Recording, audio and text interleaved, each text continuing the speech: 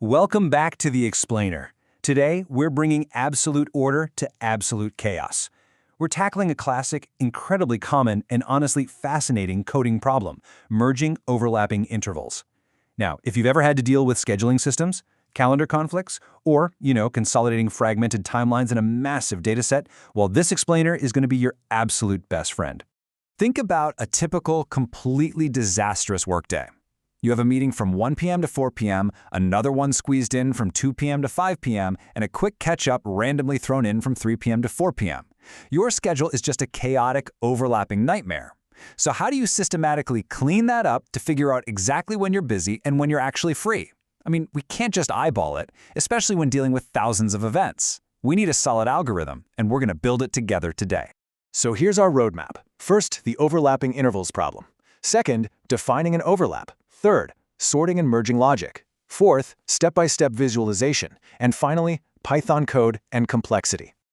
Okay, section 1, the overlapping intervals problem. We really need to understand our input before we can process it. All right, let's dive right into this. Just look at this raw input, an array of intervals, each with a start and end point. Notice those gray lines? They're totally unsorted, overlapping indiscriminately, just completely disorganized. Now, the one unbreakable constraint we do know is that for every single interval, the start time is less than or equal to the end time. Our goal here is to merge this array so that there are absolutely zero overlapping intervals. We want to end up with those beautiful, clean, consolidated orange lines at the bottom. Moving on to section 2, defining an overlap. Because to get that clean output, we need some ground rules. Let's see how this works using two basic intervals. We'll call them A and B. Now, assuming interval A always starts first, take a look at the non-overlapping state. The dashed line clearly shows that interval A finishes its run before interval B even thinks about beginning. That entirely eliminates the possibility of B overlapping A. But then, look at the overlapping state. Here, interval B starts before interval A has actually finished. That dashed line shows you exactly where the conflict happens. Let's zoom in on that overlapping state for a second.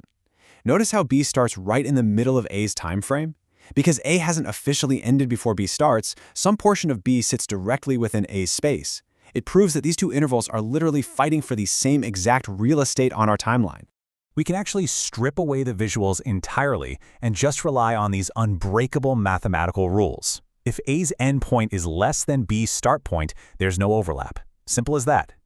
But if A's end is greater than or equal to B's start, boom, we have an overlap. These two simple conditions cover literally every single scenario for two intervals where A starts first. Section 3, sorting and merging logic. Now that we have our golden rules, how do we unleash them on a massive, messy dataset? Well, our algorithm breaks down into 4 really straightforward steps. Remember, our overlapping rules totally rely on knowing which interval starts first. So step 1, and this is absolutely crucial for bringing order to chaos, we must sort the intervals by their start value. Step 2, we initialize a brand new array to hold our merged results. Step 3, we iterate through our sorted intervals and compare them using the rules we just locked in. And step 4, we take action. We either merge the interval into our existing block or we append it as a brand new block. I really want to focus on that first step because it's the foundation of the whole shebang. Look at the raw array up top. 3 to 4, 7 to 8, 2 to 5, it's all over the place. By sorting the intervals strictly by their start value, we get that highly organized list. Now it logically flows from left to right, 1 to 4, 2 to 5, 3 to 4.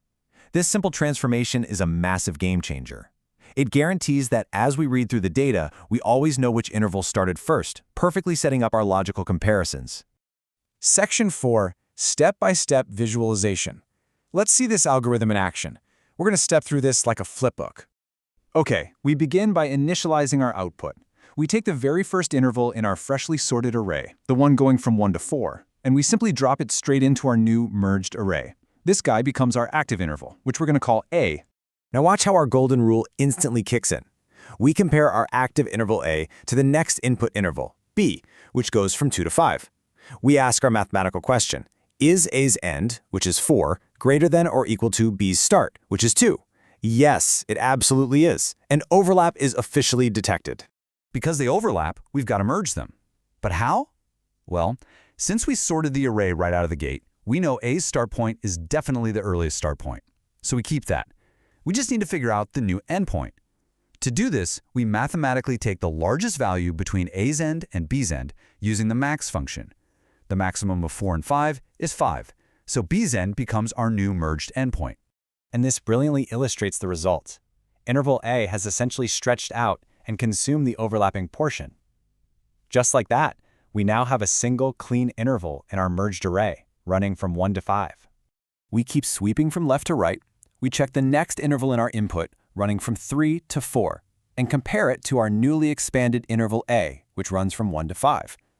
B's start point is 3, A's endpoint is 5.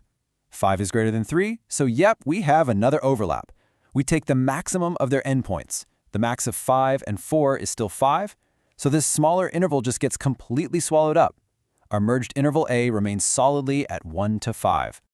But then, we hit a mental roadblock. Look at the next interval, B, going from 6 to 7. We run our rule against our active merged interval A. A ends at 5, B starts at 6. Is 5 greater than or equal to 6? No way. So here, the overlap rule fails. There's a clear, undeniable gap. So what do? We simply take B and append it to our merged array as a brand new separate interval. B now steps up to become our new active interval A for any future comparisons. Finally, we move to our last input interval, running from 7 to 8. We compare it against our newly active interval, which runs from 6 to 7. B starts at 7 and A ends at 7. Because 7 is exactly equal to 7, a rule dictates an overlap. They touch exactly at that single fleeting moment in time. So we take the max of their endpoints, 7 and 8, which gives us 8, and we stretch our interval one last time. And our visual sweep is complete. Just look at this final output. We've successfully taken a chaotic, overlapping mess of 5 intervals and elegantly consolidated them into just 2 completely non-overlapping intervals, one from 1 to 5 and one from 6 to 8. The logic worked flawlessly. Section 5. Python Code and Complexity. Once you truly grasp the visual logic, writing the code itself isn't something you even have to memorize. It just feels like an inevitable conclusion. Here's exactly how that visual logic translates into Python. First, we just call the sort method on our intervals using a lambda function focused strictly on the start time. Second, we initialize our merge list by immediately dropping in the first interval from our sorted list. Third, we create a loop to iterate through the rest of the intervals. Inside that loop, if a.end is less than b.start, meaning no overlap, we simply append b to our merge list. Otherwise, we do overlap, and we update the endpoint of our current merged interval using the max function. And honestly, that's the entire script. But what does this actually cost us computationally? Well, the time complexity is big O of n log n. Why? Because the very first thing we do is sort the array, and sorting is the primary bottleneck here. The actual merging process only takes O of n time as we do our single sweep through, but that initial sort definitely dominates the time constraint. As for space complexity, it's O of n. This is because Python's built-in sorting algorithm called timsort requires O of n extra space overhead just to run. Keep in mind, the final merged array we create doesn't actually count against our space complexity because we're only concerned with the auxiliary space needed to solve the underlying problem. Let's wrap things up with a really crucial piece of advice directly from the source material. Visualize intervals to uncover logic and edge cases. As we've clearly seen today, managing intervals and handling those tricky edge cases becomes significantly easier when you actually take a second to draw out the inputs. It clarifies your reasoning almost instantly. So I'll leave you with this question. The next time you face a complex algorithmic challenge, are you going to try and blindly memorize the code, or are you going to draw the picture first? Thanks so much for joining me on The Explainer, and keep learning.